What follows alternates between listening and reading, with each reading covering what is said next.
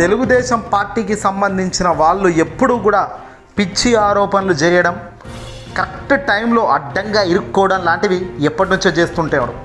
తాజాగా ఇప్పుడు ఎన్నికలు ఒక నెలలో ఉన్న తరుణంలో తాజాగా ఓ వాలంటీర్ వ్యవస్థపై మరోసారి శ్రీకాళహస్తికి సంబంధించిన టీడీపీ ఎమ్మెల్యే అభ్యర్థి బొజ్జల సుధీర్ రెడ్డి చేసిన వ్యాఖ్యలు ఇప్పుడు దుమారం రేపుతున్నాయి.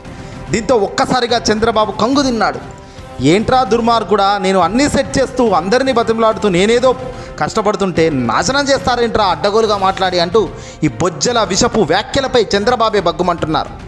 తాజాగా ఆంధ్రప్రదేశ్ వైఎస్ జగన్మోహన్ రెడ్డి గారు తెచ్చిన వాలంటీర్ల వ్యవస్థను పూర్తిగా తప్పుపడుతూ బిహాదీ తీవ్రవాదులు, టెర్రరిస్టులు అంటూ ఈడు రెచ్చిపోయాడు బొజ్జల విషపు వ్యాఖ్యలు ఇప్పుడు వాలంటీర్ వ్యవస్థనే కాదు ఆంధ్ర రాష్ట్ర ప్రజలను సైతం బగ్గుమనేలా చేసింది. వాలంటీర్లను టెర్రరిస్టులతో, ఉగ్రవాదులతో పోల్చిన ఈ శ్రీకాళహస్తి టీడీపీ ఎమ్మెల్యే అభ్యర్థి బొజ్జలపై చాలామంది ఇప్పుడు ఆగ్రహంగా ఉన్నారు. బొజ్జల సుధీర్ రెడ్డిపై దారుణంగా ట్రోలింగ్ చేస్తున్నాడు, తిడుతున్నారు. వాలంటీర్ వ్యవస్థ ప్రజలకు ఎంతో మంచి చేసింది.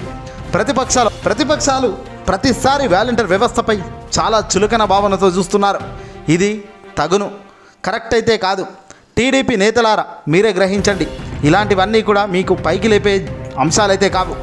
దీనిపై వెంటనే స్పందించిన తెలుగుదేశం పార్టీ రాష్ట్ర అధ్యక్షుడు అచ్చెన్నాయుడు అసలు ఈ బొజ్జలతో మాకు సంబంధమే లేదు, ఆ మాటలు వాలంటీర్లపై బొజ్జల వ్యాఖ్యలు వ్యక్తిగతమని, పార్టీకి సంబంధం లేదని చేతులెత్తేశాడు.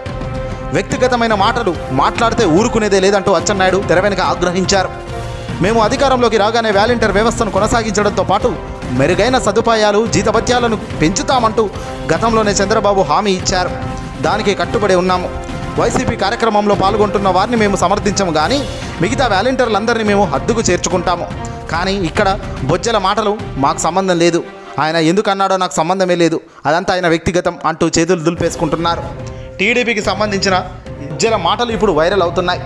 తెలుగుదేశం పార్టీకి సంబంధించిన ఈ వ్యక్తులకు నిజంగా మైండ్ ఉండి చేస్తున్నారో లేక చేస్తున్నారో తెలియదు. నాశనం అవుతున్న పార్టీని మరింత నాశనం చేసే అడుగులు గాక మరి ఏమవుతాయి చెప్పండి. ఇవన్నీ కూడా అసలు సంబంధం లేని వాలంటీర్ వ్యవస్థను అనవసరంగా లాగి వాళ్ళను దూషించడం, తిట్టడం వల్ల తద్వారా వాళ్ళు రోడ్డునెక్కి వాళ్ళు మిమ్మల్ని చీకొడుతుంటే పోయేది మీ పరవే కదరా, పోయేది మీ వాల్యూనే కదరా.